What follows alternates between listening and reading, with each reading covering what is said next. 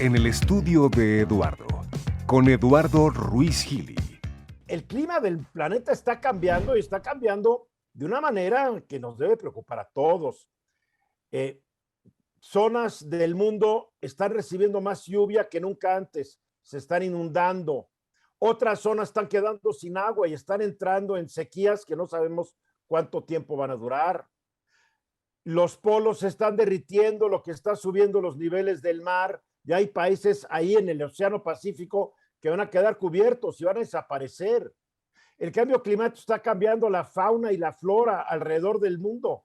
En el Reino Unido están llegando insectos que no existían desde hace cientos de años porque el calentamiento está permitiendo que puedan ya vivir ahí. Es más, se está produciendo vino en el Reino Unido cuando la última vez que lo produjeron fue hace 1000 años.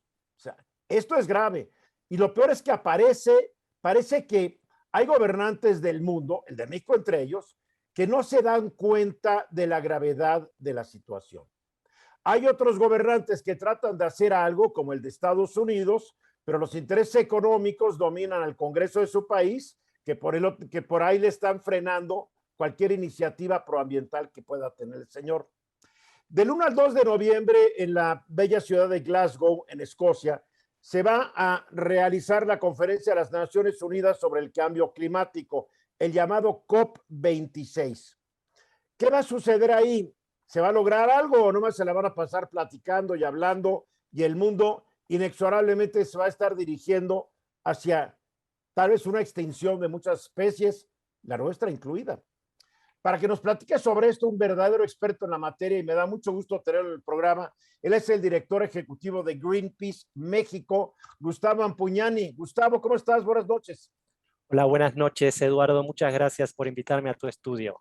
No quiero parecer catastrófico con mi presentación, pero yo he leído los estudios más recientes, no todo el estudio, el más reciente eran no sé cuántas cientos de páginas, pero leí las partes que creí que podía yo entender. Y la verdad es para preocuparse, desde una encíclica papal del Papa Francisco que ya nos advierte, ya este documento más reciente, más lo que están diciendo muchos científicos alrededor del mundo, el país está calentando irremediablemente como yo lo estoy viendo. Sí, totalmente. Estamos viviendo una catástrofe. Es así, ese es el término. Estamos viendo un proceso de calentamiento global muy rápido, muy acelerado. Y tú describías muy bien cómo se está materializando las consecuencias de este calentamiento global. Entonces, vamos, el término no está fuera de la realidad. Estamos en una emergencia climática, ¿sí? Estamos en una crisis civilizatoria y que si no se toman medidas drásticas rápidamente, vamos a prolongar esta situación de catástrofe por varias generaciones. Entonces, aquí es donde este tipo de procesos internacionales, estas convenciones, estas reuniones, estas conferencias, esta COP26, que es la reunión 26, o sea, ya pasaron 26 reuniones de los países digamos, que son parte de Naciones Unidas para discutir no solo las causas, ya nadie cuestiona cuáles son las causas del cambio climático, sino ahora lo que ya desde hace varios años lo que se viene discutiendo es cómo hacerle frente de manera rápida y con qué presupuestos, con qué nivel de inversión se le va a poder hacer frente a esta situación en dos avenidas distintas pero complementarias. Una es la que nosotros llamamos la mitigación, que es cómo reducir emisiones de estos gases contaminantes, ¿sí? Que es lo que motiva o lo que dispara, detona este problema. Y por otro lado, en paralelo, cómo se adaptan las comunidades, los países, sobre todo los segmentos más desprotegidos, a los impactos del cambio climático. Ahora, vamos por partes. Aquí obviamente los científicos, la gente que sabe de la materia como tú, están convencidos. Los que no sabemos mucho de la materia, pero nos hemos preocupado en investigar un poco, sin ser expertos, pero le hacemos caso a la ciencia y a los expertos, estamos convencidos. Yo creo que hay un gran grupo de políticos alrededor del mundo que también están convencidos, pero que sus intereses están más cercanos a los productores de petróleo, los productores de gas, de carbón, a ciertas industrias como la automotriz, etcétera, etcétera, y no quieren actuar y le quieren dejar responsabilidad a alguien que venga después por no afectar sus intereses. Ahí está el ejemplo de un senador en Estados Unidos que representa al estado de Virginia Occidental, que es un productor de carbón. Entonces él no quiere apoyar el plan ambientalista del presidente Biden. ¿Por qué? Porque dejaría sin trabajo a los mineros de carbón de su estado. Pero también están las grandes petroleras, que por un lado ponen muy bonitos anuncios de que están trabajando a favor del medio ambiente y están viendo energías alternativas, cuando lo que están haciendo es sacar más petróleo que nunca. Después tenemos gobernantes como el de la India, que dice, a ver, ¿por qué tenemos que reducir nosotros si los que contaminaron todo al principio son los países hoy industrializados y ahora nos piden que no usemos carbón y petróleo, que lo necesitamos para industrializar a nuestros países? La política, desafortunadamente, siento yo, está rigiendo esta discusión. Sí, lamentablemente es muy complicado. No es sencillo navegar en todas estas aguas y eso es lo que ha ocasionado que COP tras COP se hayan dilatado las medidas urgentes que la ciudadanía global le está reclamando a sus gobiernos y a las empresas también. Entonces, sí, sin duda, como tú dices, hay mucha resistencia para poder avanzar más rápido en la mitigación principalmente del cambio climático, ¿sí?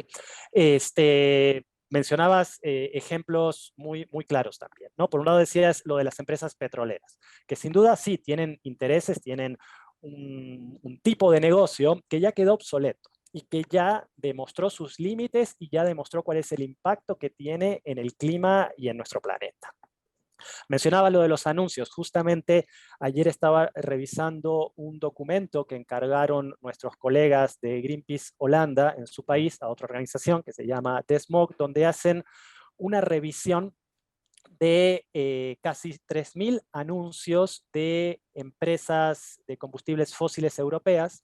Y ahí lo que se ve es que 2/3 de sus anuncios están destinados a promover lo que Greenpeace considera que puedan ser falsas soluciones al cambio climático o energías o quizás alternativas amigables con el clima. Pero esto contrasta con el volumen de inversión en energías renovables. Claro. Entonces sí, invierten muchísimo en anuncios de energías renovables, pero cuando tú vas a ver sus presupuestos o dónde van a invertir su cartera de inversiones, la gran mayoría de las inversiones siguen siendo o siguen yéndose hacia la extracción de petróleo, de gas principalmente y la comercialización de sus productos. Entonces sí existe este tipo de resistencia para avanzar en la reducción de emisiones y dejar los combustibles fósiles bajo la tierra.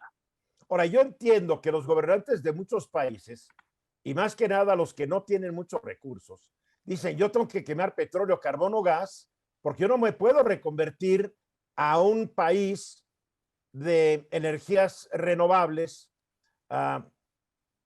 Ellos no ven el camino para hacerlo.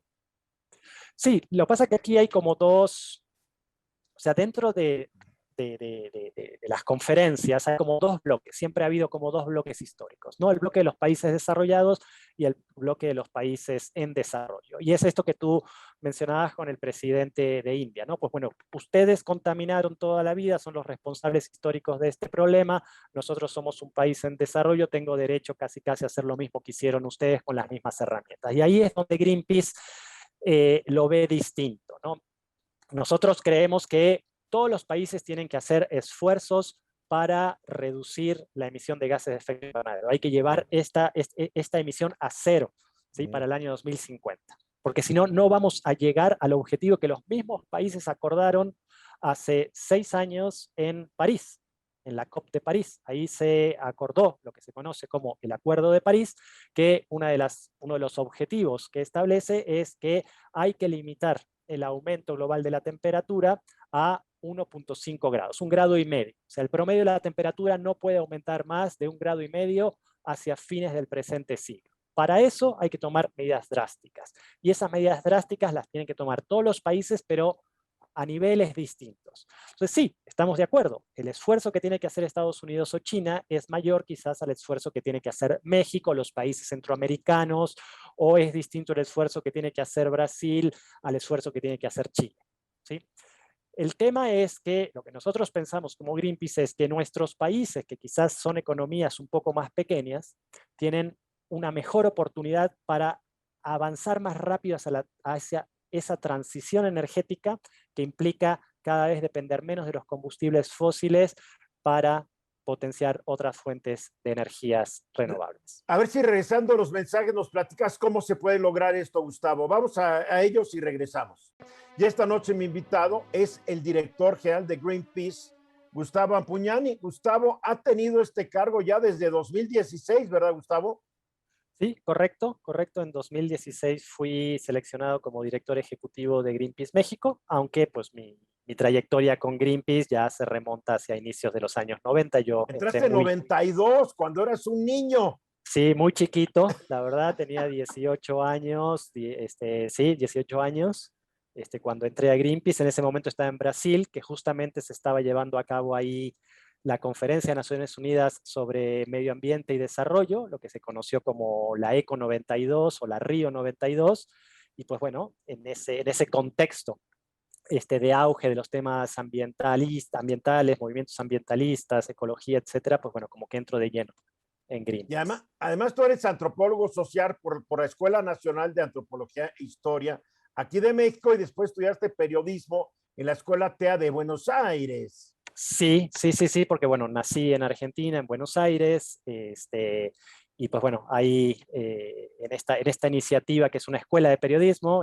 creo que fue una de las pioneras como escuelas de periodismo donde nos enseñaron la profesión. O sea, no era tanto la cuestión teórica de la comunicación social, sino era la profesión de periodista, y nuestros maestros o mis maestros fueron periodistas, ¿no? El oficio. El oficio, exactamente, era ir a la calle, hacer crónicas, hacer entrevistas, hacer investigación, después hacer guiones para radio, Claro. todo lo que es la preproducción de programas de televisión. Fue muy, muy lindo esos 3 años que pasé en TEA. Y tú te has especializado en cambio climático, en sustancias tóxicas en general, en lo que son transgénicos, cereales transgénicos y la explotación petrolera en el Ártico. Y fíjate qué curioso, porque estábamos hablando fuera del programa y no estamos hablando de nada que no pueda yo decir al aire, de cómo el cambio climático, al estar descongelando el Ártico y la Antártica, en el hielo están encontrando que hay virus que llevan ahí miles de años dormiditos y que están despertando y que no sabemos qué tan dañinos o qué tan letales pudieran ser estos virus totalmente desconocidos que están en el hielo. Sí, totalmente, sí. He leído algunos reportes y notas en periódicos donde dan cuenta de esto, ¿no? Entonces, eso nos hace ver la dimensión del problema que tenemos enfrente nuestro. Estamos viendo un cambio climático que está modificando lo que pensábamos hace 20, 25 años que no iba a cambiar sustancialmente en términos generales. Nosotros sí ya visualizábamos como Greenpeace que los cambios iban a ser totalmente dramáticos porque estábamos viendo la información científica y al mismo tiempo veíamos que no había ningún tipo de ambición y casi nadie nos pelaba por el tema del cambio climático hace 25 años, ¿no? ¿Por qué le entraste tú a esto cuando no estaba de moda? ¿Qué es lo que hace que el joven Gustavo, de 18 años, se meta en esto? ¿Qué es lo que te llamó la atención? ¿Qué es lo que te convenció? Porque no era tema en esa época. Bueno, por un lado fue el impacto visual. Yo llegué una tarde de la escuela, veíamos las noticias, en ese entonces yo regresé a la escuela y veíamos las noticias cuando estábamos comiendo, y vi una imagen de una gente que a bordo de un bote inflable se estaba poniendo abajo de unos tambos que se tiraban de un barco. Y eso a mí me impactó. Y había un nombre en inglés que era Greenpeace. Unos años después, yo vivía en Argentina en ese entonces, un amigo mío me dice, oye, Greenpeace está en Argentina, ¿por qué no vamos al centro de la ciudad y vamos a ver para hacernos socios, dar un donativo? Entonces, no estaba muy convencido, yo no sabía de estos temas. Yo estaba estudiando para ser ingeniero electrónico en esa época. Acompañé a mi amigo, di el donativo y unos meses después me llamaron para participar en algunas cosas. Fui, no me interesó realmente mucho. Y 2 años después es cuando me voy a vivir a Brasil con mi familia, donde en Río de Janeiro vivíamos, estaba toda esta parafernalia del medio ambiente, y realmente fue mi papá el que me dijo, yo estaba estudiando, además, había dejado ya electrónica y lo quería era ser piloto de avión comercial. Entonces, mi papá me Ok. dice, ¿por qué no pasas a la oficina de Greenpeace? Y en vez de irme al aeropuerto donde estaba haciendo el curso de aviación civil, me fui a Greenpeace y ya nunca más salí. Me empecé a conocer más de los temas y vi que Greenpeace era, bueno, sigue siendo una organización que por un lado puede catalizar el cambio de una manera confrontativa y pacífica al mismo tiempo, y que para mí era la manera de poder participar en políticas públicas sin hacerlo a través de un partido político. Ujú. Eso fue lo que a mí me entusiasmó y me sigue entusiasmando de Greenpeace, que es una organización independiente, muy respetuosa de las libertades individuales, en el sentido de que, pues bueno, puede haber gente que tenga preferencia por un partido político u otro, pero que lo que nos une es la misión de Greenpeace, los temas en los que estamos trabajando, y que es una organización, por ser una organización global, tiene la capacidad de poder catalizar cambios de impacto global. Y ahí es donde entra el tema del cambio climático, que es el gran tema global que nos tiene preocupados a todos y cada vez más a más gente, ¿no? Y vaya que hay gente valiente en Greenpeace, porque como tú, yo he visto estos videos en donde ves que llegan en un barquito y se ponen enfrente de un buque tanque petrolero que está haciendo algo que no debería. Y he visto cómo llegan también guardacostas a arrestar gente de Greenpeace por estar protestando pacíficamente. O sea, son ustedes pacifistas, pero sí dan lata a muchos gobiernos que no les gusta, ¿eh? Pues eso desde el principio, porque, digo, si no das lata, no te prestan mucha atención. Puedes Cierto. hacer informes, puedes hacer reportes, pero lo que hace 50 años los fundadores de Greenpeace se dieron cuenta es que si dábamos lata de esa manera, a través de la confrontación creativa y no violenta, por más que estemos afectando o entrando a un lugar sin permiso, porque también quiero ser muy claro en esto, a veces sí entramos a lugares sin permisos para poder hacer nuestra protesta, y asumimos ese tipo de riesgos, difícilmente se abren las puertas. Y ahí ese fue el ingrediente que hizo que otro actor fundamental en que hoy millones de personas estén preocupadas por el cambio climático viera también el beneficio, que fueron los medios de comunicación. Y en la primera tripulación de Greenpeace en el año 71, o sea, cuando Greenpeace se forma como tal, había un periodista. Y esa era la persona que iba reporteando lo que estaban haciendo estas 12 personas para, digamos, dar testimonio de una práctica con la cual no estaban de acuerdo, que era la detonación de pruebas nucleares por parte de Estados Unidos en las costas de Alaska. Y fue lo que llamó la atención. Y la crónica de este periodista diciendo cómo Greenpeace con un barco rentado se estaba metiendo en la zona cero donde se iba a detonar una bomba, y que esas personas estaban dispuestas a morir para rechazar una práctica que creían que era nefasta, es lo que generó Greenpeace, y hoy por hoy sigue estando en nuestra ADN de organización esto de la protesta pacífica, que complementa el trabajo de investigación, de documentación, de respaldo de nuestras demandas, de nuestras críticas y de nuestras propuestas de solución. ¿Cuánta gente en México trabajando directamente con Greenpeace? Bueno, trabajando en nómina tenemos, somos como 80 y casi 90 personas hoy.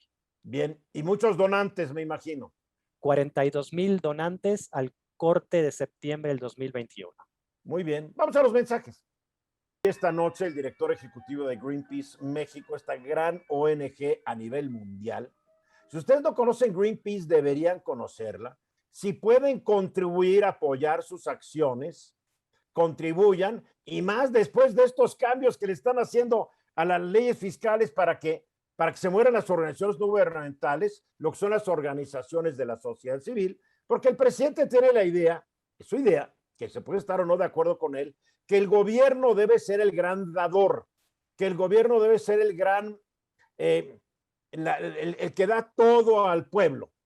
Pero el gobierno tiene dinero, para hacer todo lo que yo entiendo quisiera hacer el presidente.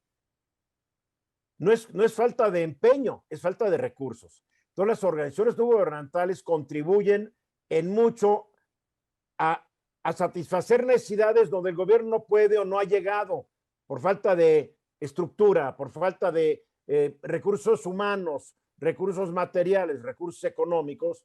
Es lo importante de las ONGs. Bueno, el presidente no las quiere, perfecto, pero entonces tenemos que nosotros dar la batalla para que las ONGs sobrevivan. ¿Y cómo le damos la batalla? Pues contribuyendo con nuestro dinero, el que nos sobre, el poco o mucho dinero, a organizaciones como Greenpeace. Y su director ejecutivo, Gustavo Empuñani, está con nosotros y nos va a decir cómo podemos colaborar con Greenpeace a través de donativos, Gustavo. Muchas gracias, Eduardo, por mencionar esto. En realidad sí es muy importante para Greenpeace lo que tú dices, porque, vamos, Greenpeace es una organización sin fines de lucro, está constituida como una asociación civil en nuestro país. Digamos, unos estatutos que fueron autorizados y con, digamos, el marco dentro del Estado de Derecho desde el año 1992. Además, la Secretaría de Hacienda los ve a ustedes con lupa, que la gente sepa. Bueno, digo, Greenpeace también tiene la responsabilidad de transparentar todo lo que son sus ingresos y en qué gasta, ¿no? Entonces claro, nosotros además de cumplir con todos los requisitos y las directrices fiscales e impositivas, también nosotros hacemos auditorías externas una vez por año. Es una auditora independiente que audita nuestros procesos, nuestros gastos. Este es un proceso que generalmente empieza en el mes de agosto y termina con el reporte final en febrero del año siguiente. Imagínate. Entonces, digamos, Greenpeace es una organización muy transparente, es una organización que está en las calles y en la realidad mexicana de cara a la gente a través, o nos ven muchos a través de los medios de comunicación que realmente han sido los que nos han dado los espacios para poder comunicar las cosas que nosotros creemos que son importantes en temas de cambio climático o de otros temas de política ambiental y que son críticos para un país como México. Entonces, hoy la organización, o sea, podemos presumir que Greenpeace México funciona con los donativos que se generan en nuestro país, ¿sí? Por parte de mexicanos y mexicanas que viven en nuestro país. Y eso, la verdad, es muy importante porque no solo somos una organización independiente desde el punto de vista político y económico, sino que tampoco recibimos recursos de nuestros colegas de Greenpeace Internacional. Entonces, haber adquirido esta autosuficiencia de Greenpeace México es algo muy preciado para mí y los grandes responsables de esto son los 42,000 sociodonadores que hoy por hoy aportan mes con mes a Greenpeace. Pero sin duda, eso no es suficiente para el tipo de problemas que estamos abordando.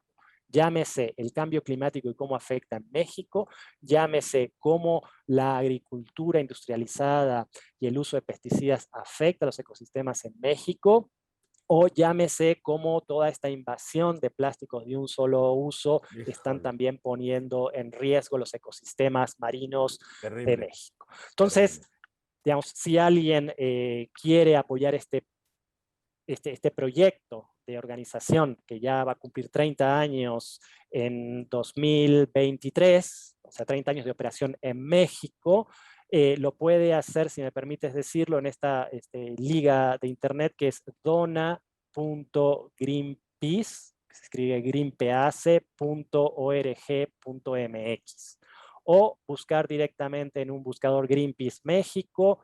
Eso los va a llevar a nuestro sitio de internet y ahí va a haber como un botón donde dice dona a Greenpeace y ahí lo pueden hacer de manera segura a través de ese sistema. Está muy bueno porque entras al sitio greenpeace.org.mx o no, greenpeace.org/México y lo primero que ves es un botón que dice dona ahora. Hay que donar. A ver, yo quiero regresar a parte de nuestra plática hace rato donde decías que los países no desarrollados o en vías de desarrollo, tercermundistas, ya sabes, se inventan cada X tiempo, se inventan nuevas formas de definir lo que ya está definido. país subdesarrollado. En un momento podrían hacer estas transformaciones rumbo a una economía verde y una economía sustentable de una manera más fácil de la que lo pueden hacer las economías desarrolladas. ¿Cómo es eso? Bueno, aquí lo que implica, bueno, por un lado la voluntad política de querer hacer ese cambio y van a requerir también financiamiento, que es un poco lo que se ha puesto sobre la mesa ya desde hace varios años en estas negociaciones internacionales sobre cambio climático. Entonces, es decir, bueno, si los países ricos tienen que tomar ciertas medidas y lo pueden financiar, pues adelante, pero nosotros que también queremos hacer o tomar ese tipo de medidas, si no tenemos el dinero, necesitamos un apoyo económico. Y de hace varios años ya se dijo que lo que tenían que estar donando los países ricos o desarrollados está en el orden de los 100.000 millones de dólares por año a partir del año 2020. Ya estamos en el 2021 y ese dinero no ha llegado en esos montos a los países en vías de desarrollo o subdesarrollados. Ahora bien, Eduardo, dentro de los países subdesarrollados hay de dimensiones distintas, ¿no? Una cosa es India, otra cosa nuevamente es Chile, es México, es Guatemala, o los países africanos, ¿no? Sí, no son todos los iguales. países del subsahara, ¿no? Que es terrible. Exacto. ¿No? Pero un país como México, que es miembro del G20, que es un país miembro de la OECD, que tiene una economía fuerte, está dentro de las principales o de las 20 principales economías del mundo. Desde nuestro punto de vista, México podría invertir más recursos propios en esta transición energética. Hay muchas cosas que se pueden hacer para atacar este problema y para reducir emisiones, ¿sí? Ciertamente a Greenpeace se lo escucha más hablando de cómo poder atacar el cambio climático desde el sector energético o eléctrico, la generación y consumo de energía eléctrica, desde el sector transporte, desde el sector agrícola. Son varias cosas las que se pueden hacer, insisto. Una sola línea de mitigación no es suficiente, es como una combinación de caminos, es una trama de opciones y de oportunidades que tienen los países para poder abatir estas emisiones de gases contaminantes lo más rápido posible para poder llegar a esta meta que te decía antes de aumento de 1.5. Es un problema complejo y exige soluciones muy complicadas. Totalmente, totalmente. Entonces, por eso dentro de esas soluciones puede haber muchas. Nosotros estamos priorizando el sector energético porque es, digamos, como la causa de raíz de este problema. La causa de raíz de este problema es la extracción y consumo de combustibles fósiles. ¿Cuáles son los combustibles todo lo que implica, fósiles? porque del petróleo salen todos los plásticos que están contaminando, o sea, 6,000 productos, o sea, de los plásticos salen nuestros gadgets, que son, que son altamente contaminantes cuando te deshaces de ellos. Totalmente. Estamos en una maraña que es muy difícil de poder penetrar y de convencer a muchos países, como hablamos antes, hay mucha resistencia para poder hacer los cambios necesarios. Pero vamos, lo que creo que es importante que también conozca la audiencia es que México tiene una gran oportunidad que está desperdiciando y que viene desperdiciando desde hace varios sexenios, si se quiere, que es todo este potencial de energías renovables que existe en nuestro país para poder generar de otra manera parte de la energía y de la electricidad que consumimos. ¿Por qué no lo platicamos después del corte? Porque México es un país, como tú dices, que podría aprovechar mucho los recursos renovables, el aire, el sol, etcétera. Vamos a los mensajes y regresamos para seguir platicando y concluir nuestra plática esta noche con el director ejecutivo de Greenpeace México, Gustavo Ampuñani. Nos quedan unos minutos, Gustavo. Cuando hablamos de fuentes renovables de energía, a ver, México tiene zonas donde el sol pega duro y gran parte del año. Tenemos zonas donde hay mucho viento, donde se podrían, por un lado, grandes granjas de energía solar y grandes granjas de energía eólica. En el sureste hay una bola de ríos desaprovechados que podrían utilizarse para poner más hidroeléctricas. Es más, las más importantes hidroeléctricas de Chiapas están realmente funcionan a un 30% de su capacidad, porque la política es tenerlas apagadas para que si un día se necesita una gran emergencia, se prendan. Entonces, ¿para qué las tenemos, no? O sea, tenemos una termonuclear que no sabemos cuándo va a explotar ayer en Laguna Verde, ¿no? O sea, hay cómo. El problema es que no hay vocación y no ha habido vocación ambientalista de nuestros gobernantes. Y yo creo que porque eso no les deja votos para la siguiente elección. Sí, puede ser. Igual no le da muchos votos, pero creo que si lo comunicaran de forma distinta, sí los podrían obtener, porque esto sería en beneficio de las generaciones, bueno, presentes y futuras, ¿no? De los hijos Greenpeace, y de los nietos y claro, bisnietos de estos políticos insensibles. claro. Greenpeace desde aquí en México, desde fines de los años 90, que venimos impulsando muy, muy fuerte, como esta idea de que nuestro país tiene que diversificar lo que se conoce como el mix energético, la matriz ¿Sí? energética. Esto es la manera en que se genera energía, sobre todo energía eléctrica, que hoy por hoy está muy apuntalada en los combustibles fósiles, en el petróleo y sobre todo en el gas en los últimos 25 años. El carbón es muy pequeño realmente. Sí nos preocupa ahora que tanto el carbón como el gas vayan a aumentar por los cambios que está habiendo en la política energética. Y el combustóleo. Y el combustóleo, a raíz de que se le cerró el mercado internacional a este producto que realmente es de muy baja calidad y que todo nos hace sospechar que lo van a reinyectar en las plantas termoeléctricas a un costo ambiental y de salud que sería muy, muy, muy alto. Para nosotros, el camino y la opción es diversificar más y apostarle de manera firme a las energías renovables, si se quiere, con una visión de Estado, con una visión más nacional, pero ahí hay que buscar casi hacia dónde está yendo la tendencia, o sea, lo que estamos viendo en muchos países. Y el potencial es enorme, ya sea para energía solar, para energía geotérmica. O sea, México es uno de los 5 países con mayor potencial geotérmico que existe en el mundo. Increíble, Y increíble. poco se está aprovechando con una central en Baja California, y creo que hay un proyecto muy, muy pequeño en Puebla, en Los Humeros, pero la verdad no ha habido ambición para desarrollar la ciencia y la tecnología para poder aprovechar estos recursos. Y ahí es donde creemos que México sigue perdiendo esta oportunidad. O sea, podríamos ser una potencia de energías renovables, podríamos balancear y reducir bastante nuestra dependencia de los combustibles fósiles. Posiblemente no la estaríamos llevando a cero, sería como muy difícil, pero estaríamos balanceando mucho más esa matriz energética y también estamos desperdiciando el potencial que tenemos de ahorro o de eficiencia energética. ¿Cuál debería Entonces, ser el mix entre energías renovables y energías fósiles? ¿Cuál sería lo ideal, tendiendo, claro, a que las fósiles cada vez fueran menos importantes?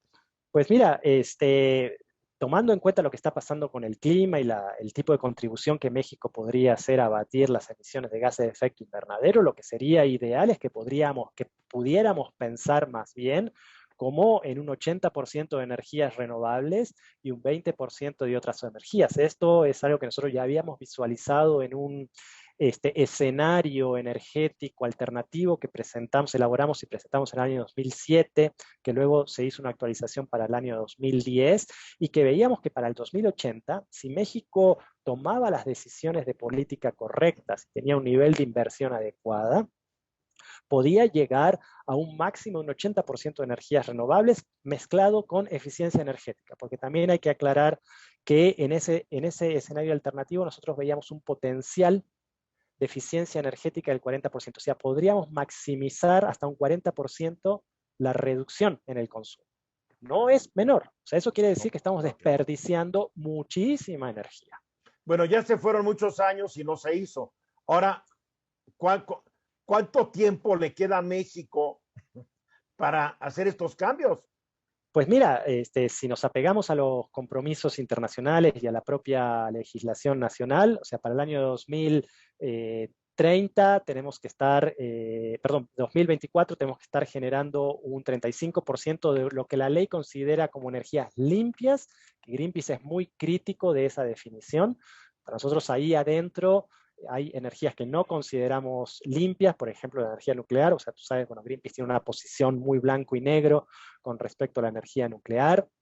Para nosotros no es limpia. Claro, porque la energía nuclear es altamente contaminante, porque el día que tienes que deshacerte de las varillas radioactivas, las tienes que meter en tambos, las tienes que rodear de cemento y más cemento y más cemento, sin saber cuál es el futuro de esos tambos llenos de radioactividad. Sí, es muy riesgosa, es muy costosa, requiere mucha inversión para mantenerla segura. Por eso lo que nosotros decimos es que hay otras opciones energéticas, o hay otras tecnologías que no requieren tanta intensidad en materia de seguridad o de costos, ¿sí? Y justamente es lo que siempre se ha marginado, o sea, la política energética de México, te digo, en los últimos 30 años que más o menos estamos trabajando estos temas aquí en México, vemos constantemente se marginan a las energías renovables, porque son intermitentes. Tenemos este mito que se llama Pemex. Exactamente. Es un mito, muy fuerte. Es como el mito de Huitzilopochtli, y que los aztecas todos eran felices, y que no había mugre, y que no había esclavos. Perdóname, era una sociedad terrible y aterradora, pero en México creamos mitos. Sí, pero el petróleo es como que el salvador de la patria, cuando yo soy de los que creo que el petróleo es lo peor que nos pudo haber pasado. Y el mito no puede cambiar la situación geológica. No. Una condición geológica. El mito no puede revertir que estos recursos ya van hacia abajo. Justamente estaba leyendo un informe o unos investigadores que estaban dando el dato hace unos días en un periódico, que el pico del petróleo en México se alcanzó en el año 2004, de ahí para abajo. El pico del gas se alcanzó en 2009, de ahí para abajo. Por eso dependemos de un 60% del gas que utilizamos en Estados Unidos. Entonces, los combustibles fósiles, desde el punto de vista de Greenpeace, ya llegaron a su límite. Por eso, sí, claro, nuestra urgencia a los países para acelerar la transición energética, que sea justa, ¿sí? Que sea justa, que no vulnere los derechos humanos ni de las comunidades, y que también dé una solución real, porque esto es muy importante decirlo, a aquellos obreros y obreras, técnicos, ingenieros que hoy por hoy están en la industria fósil. Esa gente también tiene que tener una transición, claro, a otro tipo de industria. Y ahí, claro, es donde queremos ver al Estado, visualizando eso, generando estrategias para poder abordar ese problema. Pues tal vez el sexenio que entra, porque en este creo que ya no se va a lograr, porque hay una muy clara definición de cuál es el camino energético del país bajo este gobierno. Gustavo, mil gracias por haber platicado conmigo y con todo el público de mi estudio esta noche. A ti, Eduardo, buenas noches, que pases un lindo fin de semana. Igualmente tú, Gustavo Apuñani, director ejecutivo de Greenpeace México. Donen a Greenpeace. Greenpeace.org.mx es el sitio de esta gran organización de la sociedad civil a nivel mundial. Gracias por haber estado conmigo. Soy Eduardo Ruiz Gili. Nos vemos el lunes en Fórmula y el sábado que viene también aquí en mi estudio. Esta fue una producción de Grupo Fórmula. Encuentra más contenido como este en radioformula.mx.